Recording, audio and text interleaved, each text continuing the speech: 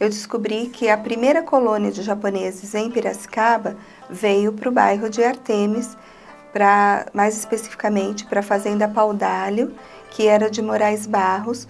Depois passou para o Dr. Paulo de Moraes Barros, uma grande figura, que foi junto com o Carlos Botelho, também piracicabano, que eles que deram, impulsionaram a imigração japonesa de lá para cá. Que foi a pessoa que trouxe as primeiras 40 famílias de japoneses para trabalhar em Piracicaba.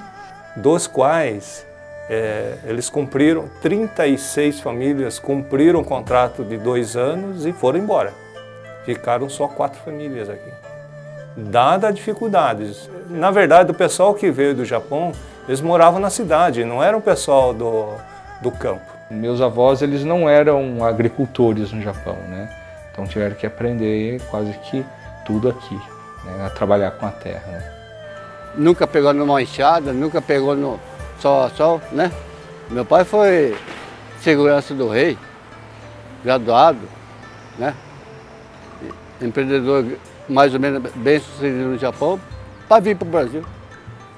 Minha mãe também tem curso superior para pegar numa enxada, né? Houve uma propaganda no Japão, onde havia uma superpopulação, que no Brasil eles poderiam trabalhar, comprar terra e ser até dona de fazenda. Eu vim no Japão com 6 anos de idade. Então, eu lembro bem onde cheguei no porto, embarcou, né? Navio, essas coisas, eu lembro, mas em Santos lá ficamos 2 dias fora do porto, porque não tinha terminado a Revolução, né? De 30, e não deixaram encostar. Ficou 2 quilômetros longe parado. Depois que eles deram ordem para encostar e descer. Aí chegamos aqui, era meia-noite, na estação aqui. Já tinha caminhão esperando nós, né? Nós fomos para Paudalho, direto. Fiquei 3 anos, logo que vim do Japão, fomos na fazenda Paudalho. No Paudalho, fomos trabalhar no café, nem café não existia no Japão, né? E foi trabalhar com café.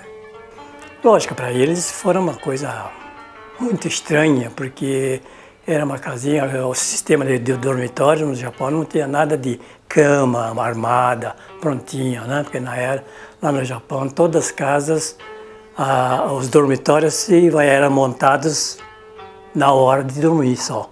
A família veio direto para Piracicaba. Eles sentiram muito medo, porque o povo de Piracicaba foi chegando e fizeram uma roda em volta deles, como no circo para ver um animal diferente.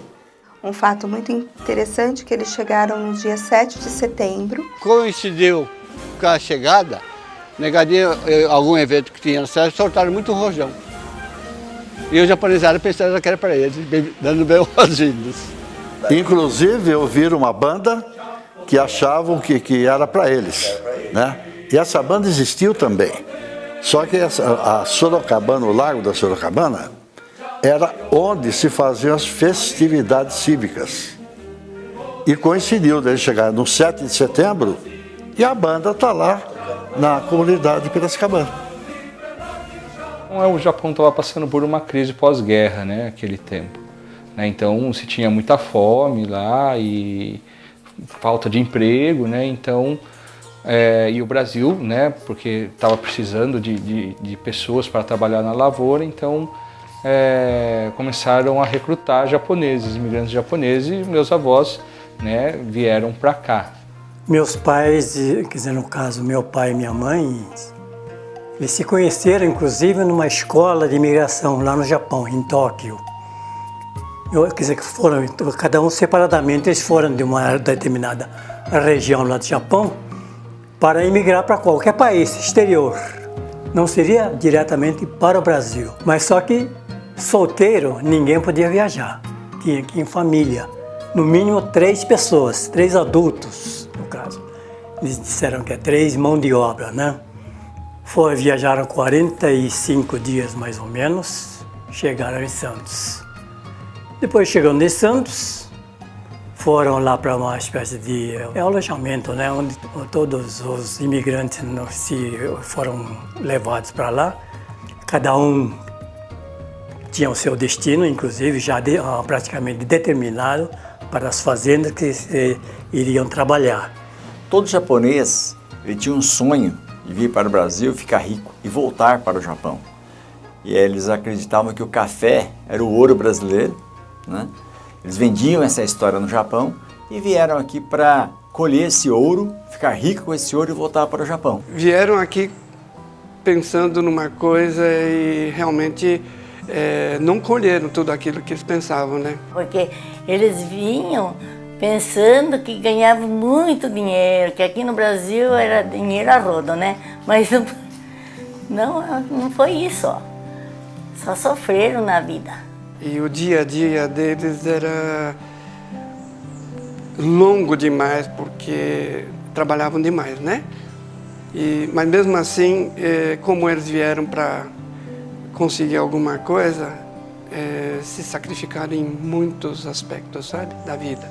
Meu avô, por exemplo, ele chegou a morrer com problema de estômago e barriga, porque ele não sabia nem como se falava que era dor de barriga, que era dor de estômago. E apesar de seus recursos médicos serem escassos na época, ele não podia se transmitir, se comunicar. Então isso dificultava muito para os japoneses, muitos japoneses morriam porque não sabiam simplesmente se comunicar. A família toda ficou doente de malária.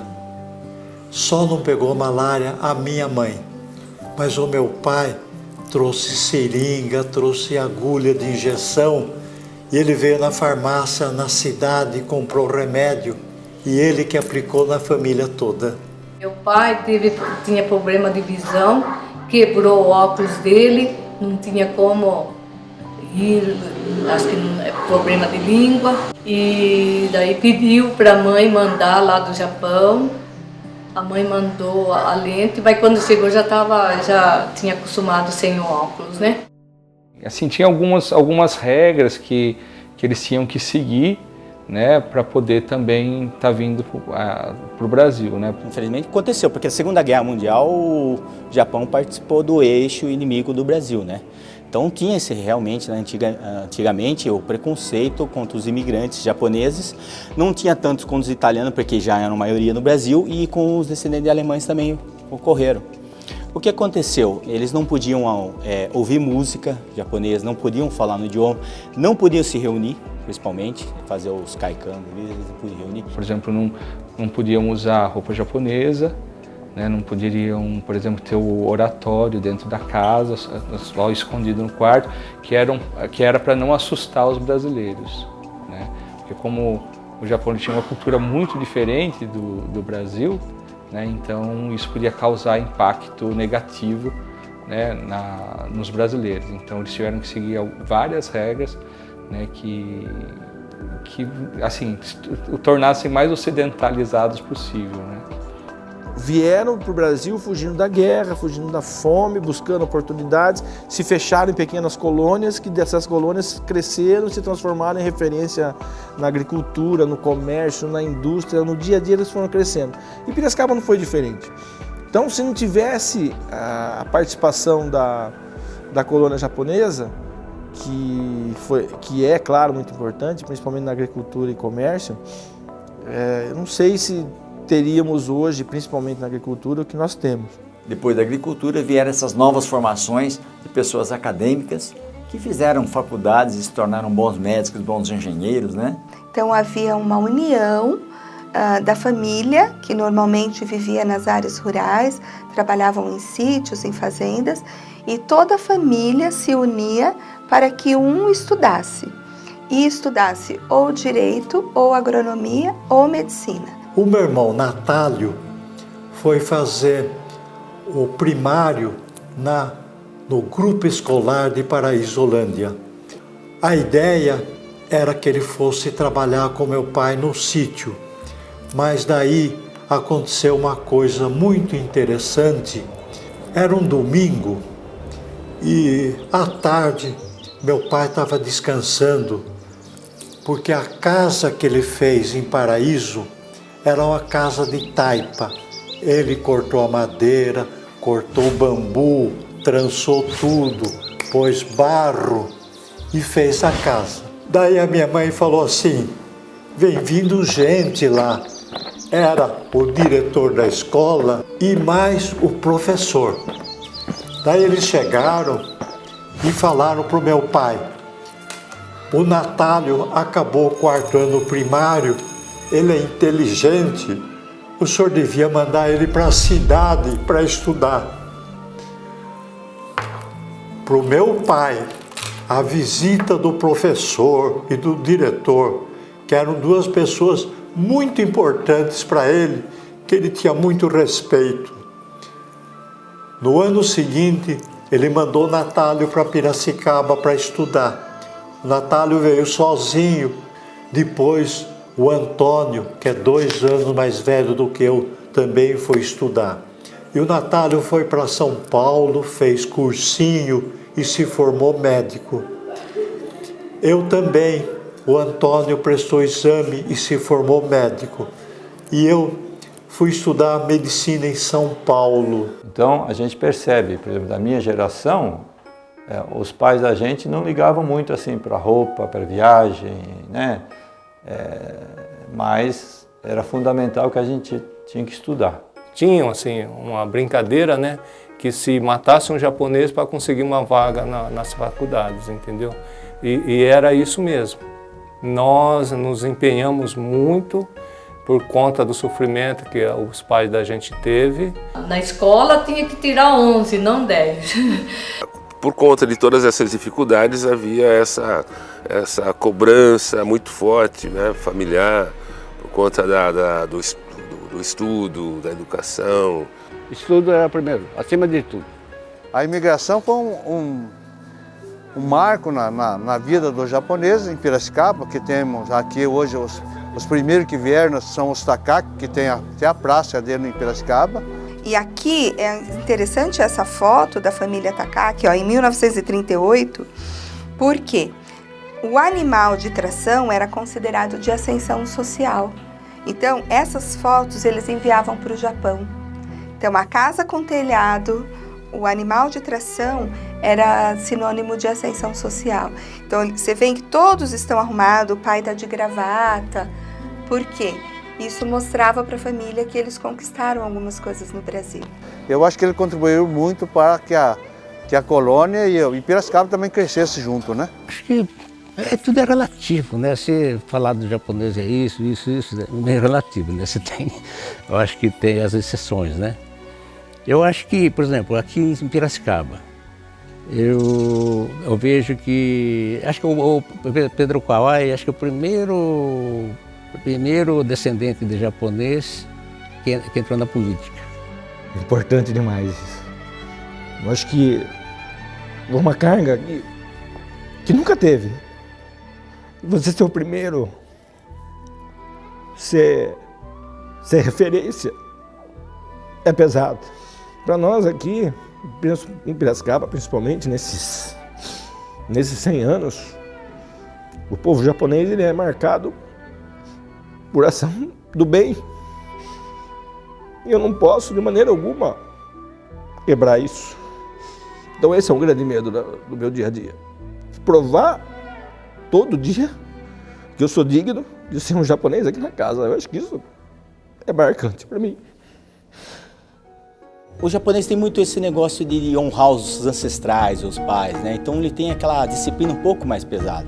Meu pai era bem rígido. Pelo menos ele ensinava muita coisa, questão de honra, sabe? Fazer as coisas sempre corretamente, não importava a consequência, assuma os atos. Tudo que a gente tem que fazer com comprometimento, nunca fazer pela metade ou fazer mais ou menos.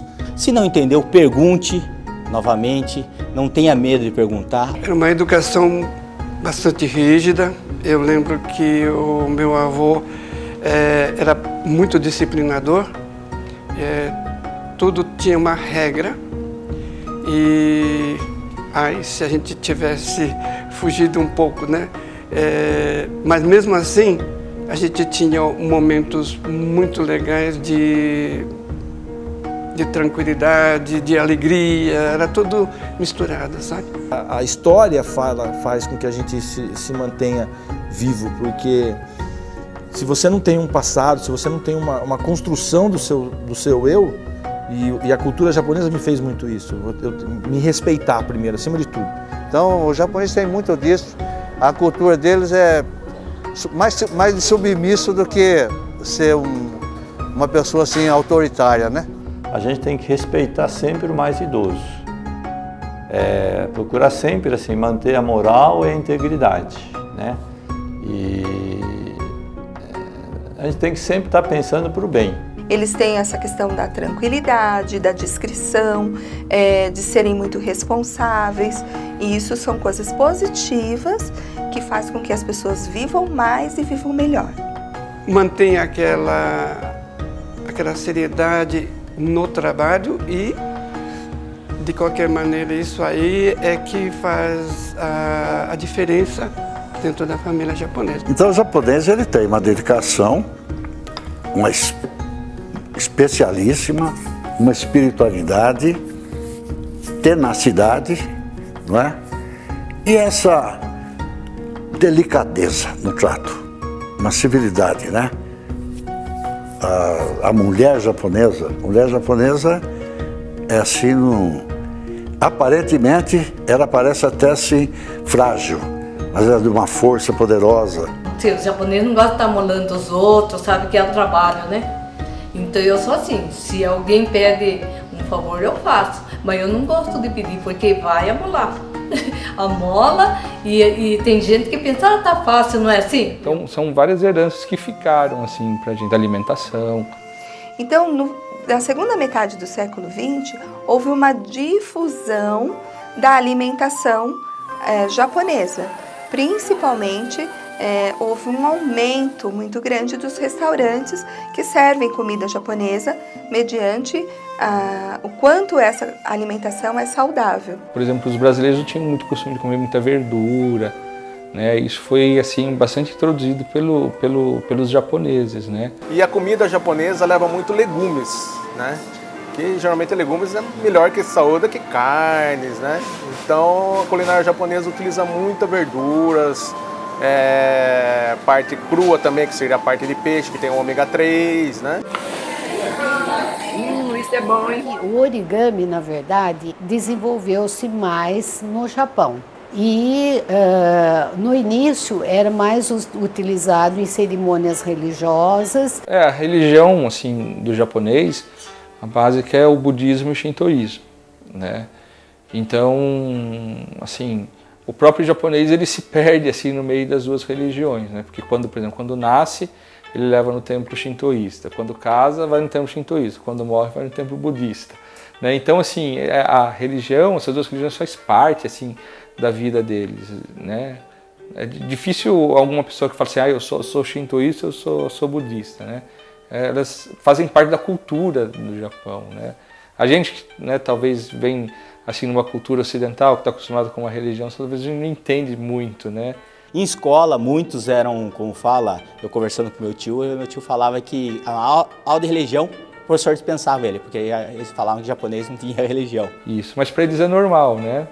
Então todos têm, por exemplo, na casa, o altar budista dos antepassados e de shintoísta, né, que é para os deuses, né? Cada família tinha, as famílias que seguiam o budismo, eles tinham como um altar e o filho mais velho que herdava esse altar, que era seguindo as tradições budistas.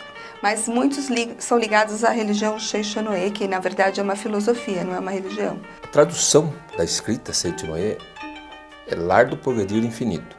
Seria nosso lar em casa, na sociedade, no trabalho, né, no trânsito, em todos os lugares que a gente está, é o lar do progredir infinito. É a convivência nossa com um todo. Então daí entra a prática nossa, que é a meditação Shinsokan, né, que é aquela prática que você faz de afinação com Deus, né, para você conectar com Deus, né, para você ter uma vida fluindo da maneira natural. A cultura japonesa, ela, vamos dizer assim, diáfana, ela foi se espalhando, então você vê hoje karatê, sumô, o chá japonês, eu falei judô, entende tudo. O que o Clube Nippon está fazendo em Piracicaba é a alma japonesa que está sendo apresentada para nós. A proposta realmente é a gente tentar manter o costume e a cultura, né? Então, o que eu tenho colocado de importante no clube? É ter a escola japonesa, ter aquela dança, festival que a gente promove, atividade esportiva. E o mesmo esporte coletivo, em que as crianças têm que conviver com as pessoas que são melhores do que elas, são piores do que elas, mas acabam assim dependendo um do outro. A cultura assim, do japonês com o beisebol vem de muitos anos atrás. E a gente, como criança, a gente aprendeu, via jogar e fala, eu vou jogar também. A gente participa da Olimpíada Municipal da Terceira Idade todo ano, né? Nós somos hexacampeões e são desenvolvidas mais ou menos 19 a 20 atividades. No tênis de mesa, há jogos, há competições que vão dos netos até os avós jogando. Então é bem familiar, isso é muito importante. O que o tênis de mesa me beneficiou em tudo isso foi muita amizade, conhecimento de novas culturas, de pessoas diferentes. Em 2008, quando foi o centenário de imigração japonesa aqui no Brasil e 90 anos em Piracicaba, a gente deu um impulso inicial para que várias festividades começassem a acontecer, né?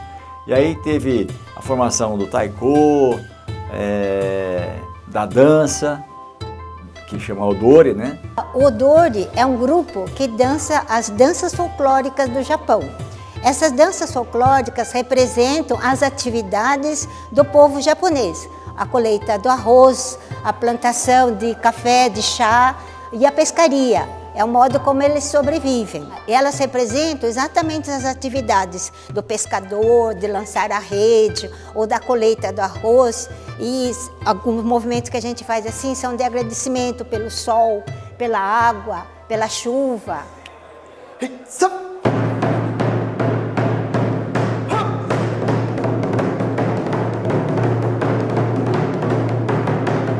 Bom, taiko é a palavra em japonês para tambor. Então é a arte de tocar os tambores japoneses. Então para cada movimento, cada toque, cada expressão, ela tem por trás um significado. Seja um sentimento de alegria, seja um sentimento de tristeza, de raiva, enfim. Cada música ela tem que transmitir uma emoção. Então isso é o taiko.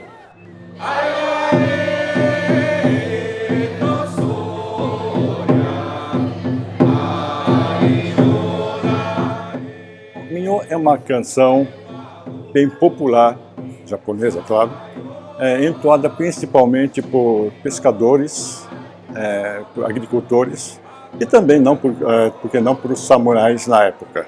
O samurai, na realidade, era o guerreiro defensor do trono do rei. E eles tinham um código de conduta, o livro de conduta do samurai chama Bushido. Então, através desse livro, o samurai era um guerreiro que tinha que dar a vida para proteger o seu rei. O espírito samurai, acho que todo ser humano tem, assim, a questão é cultivá-lo. O espírito samurai é aquela coisa de você manter a honra, seguir em frente, vários fatores. Então é uma coisa que você tem que ter dedicação. Então, acho que o que fica assim, né, desse espírito é a disciplina, o respeito, né, que nós devemos ter pelas pessoas, né, o lutar por algo bom na vida, né, não deixar se abater por coisas pequenas, né, mas sempre, né, ter a força para atingir o objetivo, né, acho que isso que está no sangue um pouco do japonês, né? O japonês sempre foi um povo que não se rende muito fácil, né? Mas isso vem porque eu pratico artes marciais desde cedo e eu vi que a arte marcial em si, que é esse usar o espírito samurai, não é você usar só no tatame, sabe? Lutar. É você usar essa arte marcial lá fora, para ser uma pessoa melhor.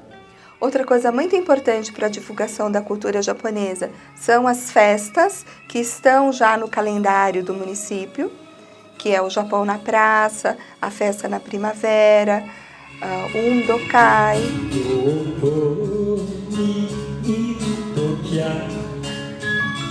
O karaokê é uma forma de você transmitir a cultura japonesa através da música, né? Uma forma simples de transmitir. E o karaokê é isso, é alegria. E as pessoas gostam muito dessa atividade de karaokê. É uma forma também de você se desinibir. Eu acho que o karaokê me ajudou muito na vida profissional, porque normalmente o japonês é muito inibido. E o karaokê você vai pegando a coragem de cantar em público, de falar em público. Isso ajuda muito e isso é muito importante para os descendentes japoneses, principalmente para se soltar, para poder ter uma ascensão profissional. Mas o que mais me marca mesmo, o que mais me faz sentir bem além do Kaikan é a Estação da Paulista. Conquistar aquele espaço, porque estava totalmente abandonado, se transformou num espaço cultural fantástico, um espaço de lazer fora do comum, e a gente tem lá agora o Jardim Japonês. Então você vê, é um lugar que a gente sempre quis trazer o cantinho japonês, né? Eu acho que o cantinho japonês de Piracicaba é ali. O bairro da Paulista é a nossa referência. Não, acho que tem algo mágico, acho que deve ter alguma alma ali, alguma coisa que remeta a isso. Porque eu acho que não sou só eu, acho que vários japoneses devem pensar isso. Porque é sentimento. Chega lá, não tem explicação. Para mim, 100 anos de imigração em Piracicaba significa união. A palavra que eu defini, principalmente naquela época que eles chegaram, seria a esperança. Significa oportunidade, uma esperança de uma vida melhor. Para mim também, a esperança e inspiração para a gente continuar lutando para o bem do Brasil. Representou um auxílio muito grande para o progresso da cidade. Foi a coragem deles estarem aqui no Brasil. Significa hoje a consolidação do entrelaçamento entre a cultura japonesa e brasileira. Acho que posso traduzir em 2 palavras, né? É sonho e saudades. O centenário da imigração japonesa em Piracicaba, em primeiro lugar, é uma vitória daqueles pioneiros que aqui vieram. Para mim, o centenário da imigração japonesa em Piracicaba representa valores. Para mim, representa alteridade. Alteridade por pensar sempre no outro, estar vivendo de uma forma solidária e se fortalecer com as coisas que um pode colaborar com o outro. Para mim, o centenário da imigração japonesa são 2 situações: responsabilidade e história. Os 100 anos da imigração japonesa, para mim, representam muita coragem. Eu acho que a imigração japonesa, aqui em Piracicaba, consegue realmente alcançar o objetivo da colônia, o objetivo da raça japonesa aqui no Brasil. Conhecer um país diferente através de muito sacrifício e dedicação. Seria isso aí, seria a imigração. Mas eu acho que valeu. Eu acho que estamos de parabéns e viva o povo japonês.